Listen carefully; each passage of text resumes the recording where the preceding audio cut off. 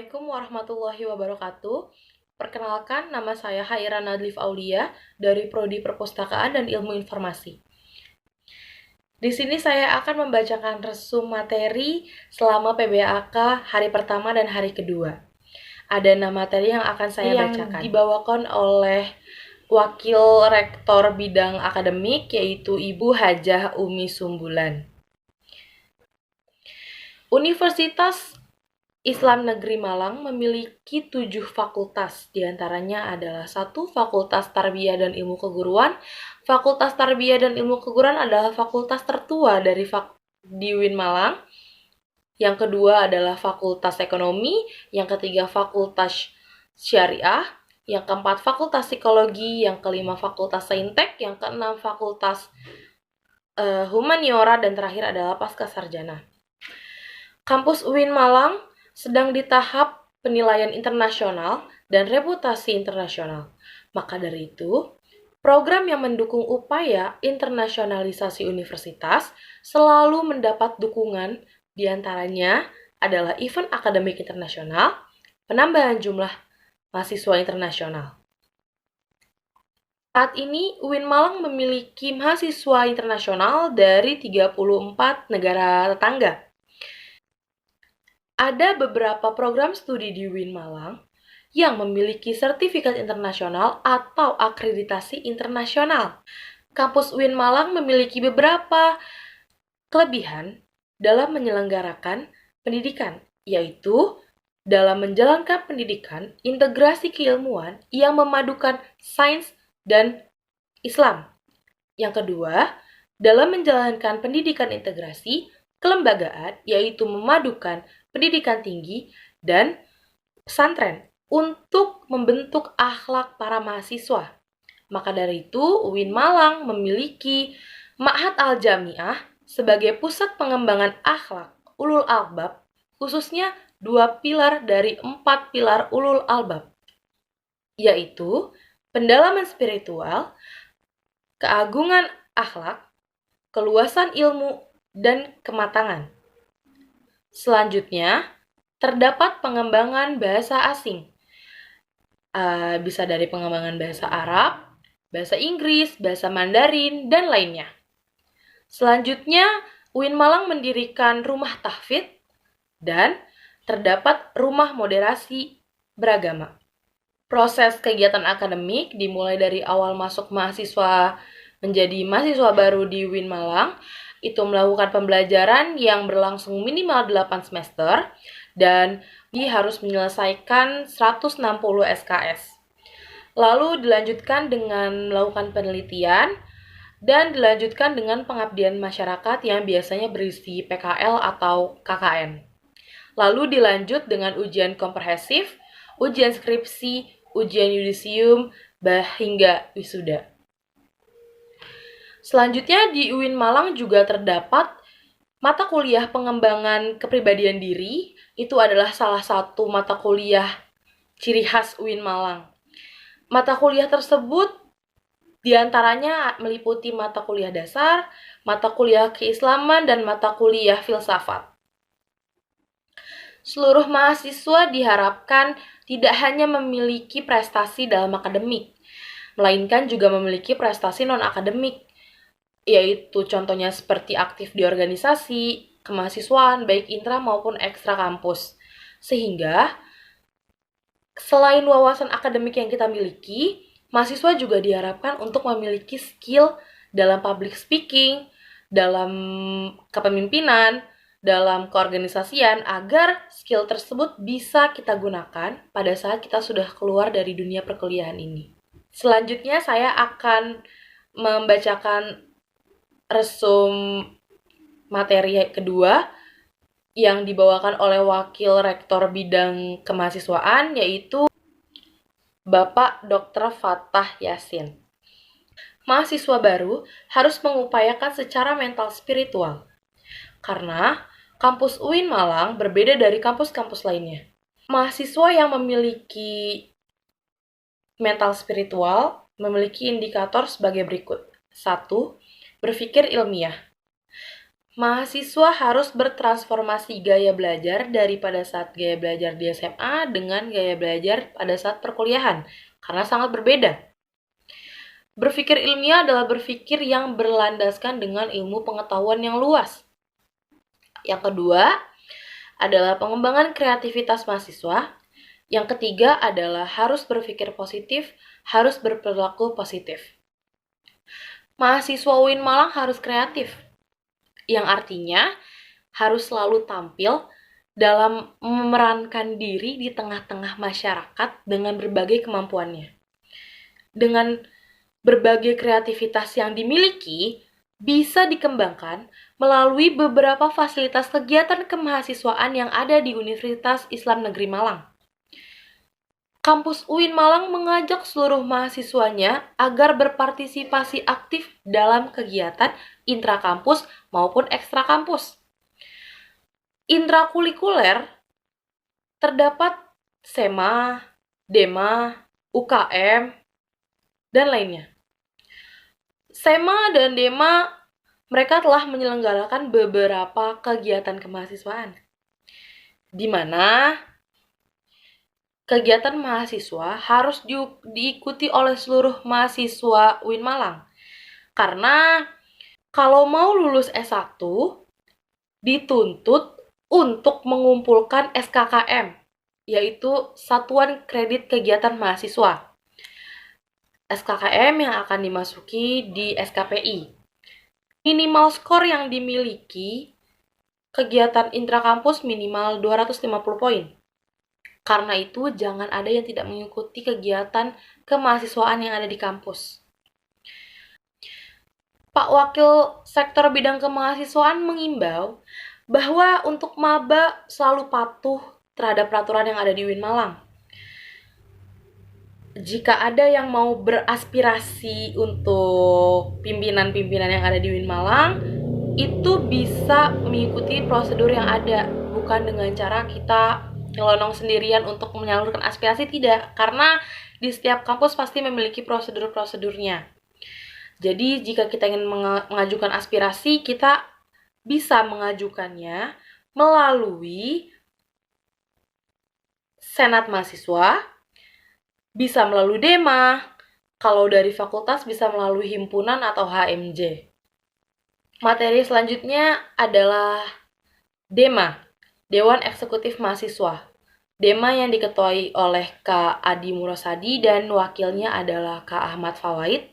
DEMA merupakan organisasi intrakampus yang merupakan lembaga eksekutif mahasiswa di level universitas. DEMA memiliki fungsi, yaitu sebagai pelaksana program organisasi kemahasiswaan, sebagai lembaga yang mengkoordinasi dan menginstruksikan pelaksanaan kegiatan mahasiswa di tingkat universitas. Lalu, Dewan Eksekutif Mahasiswa juga memiliki tugas.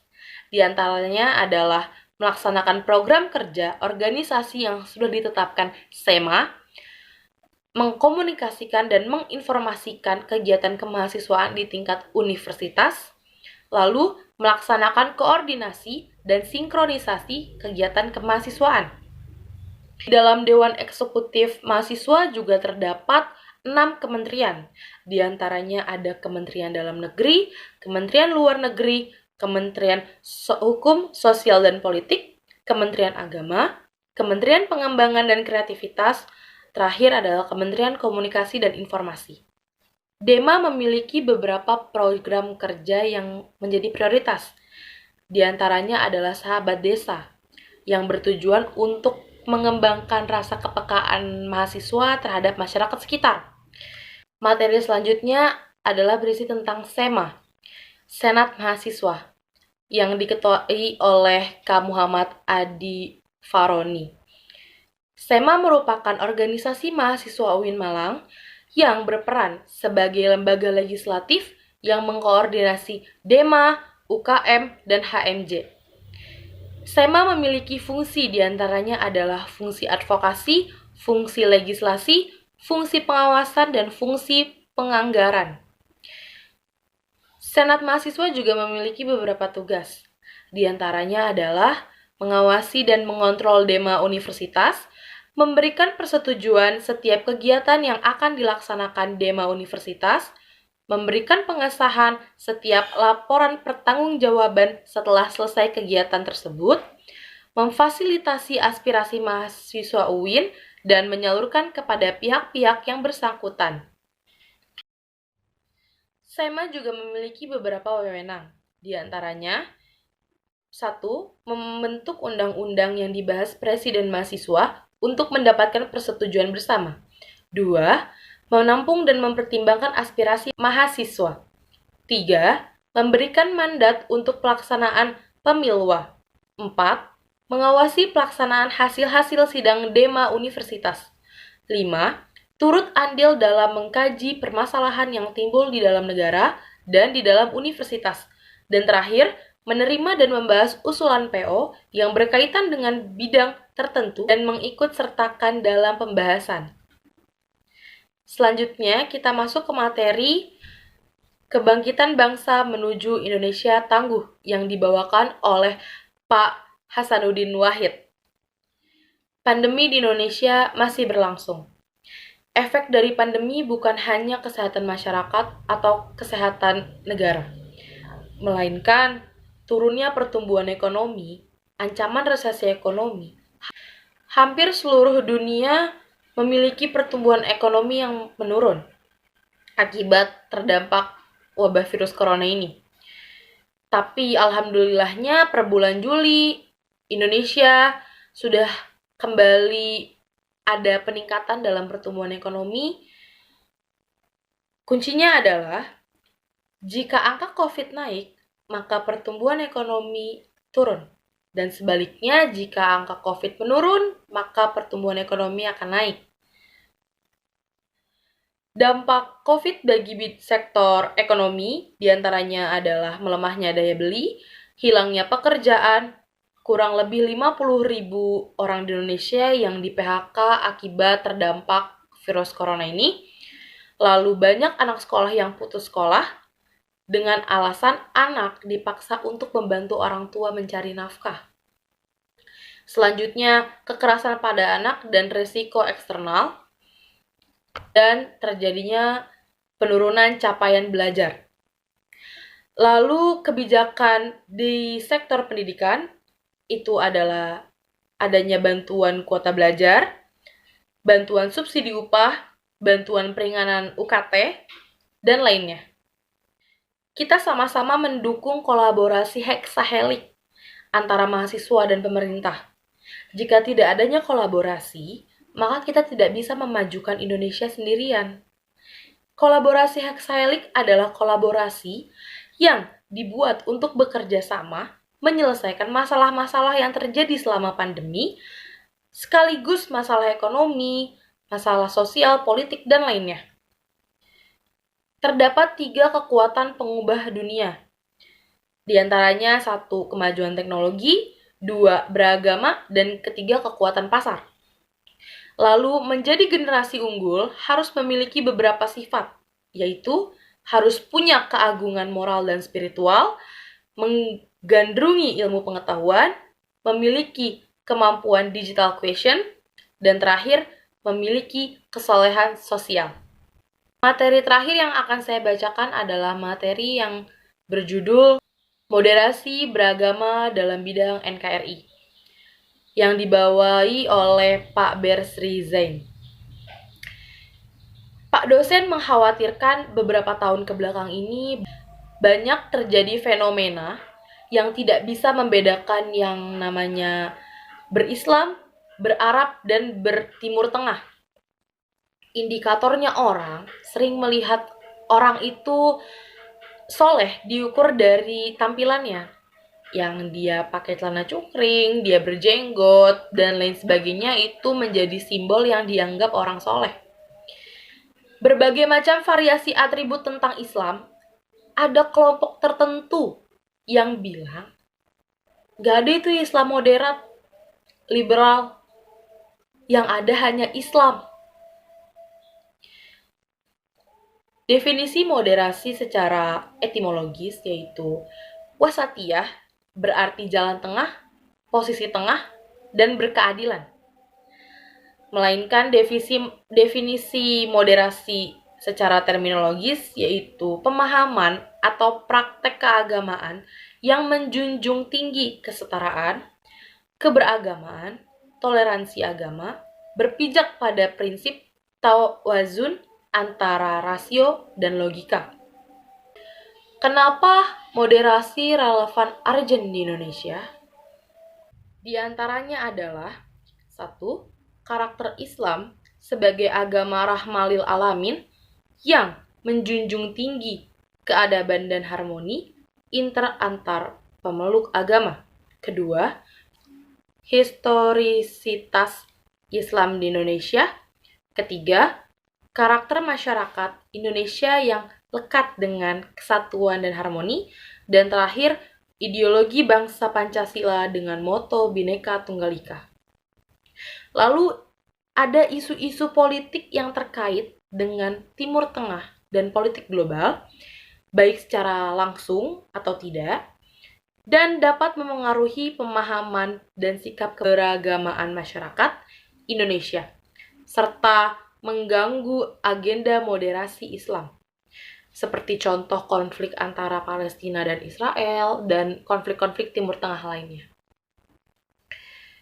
Sekian pemaparan tugas resum saya hari ini. Mohon maaf jika banyak salah kata. Terima kasih. Wassalamualaikum warahmatullahi wabarakatuh.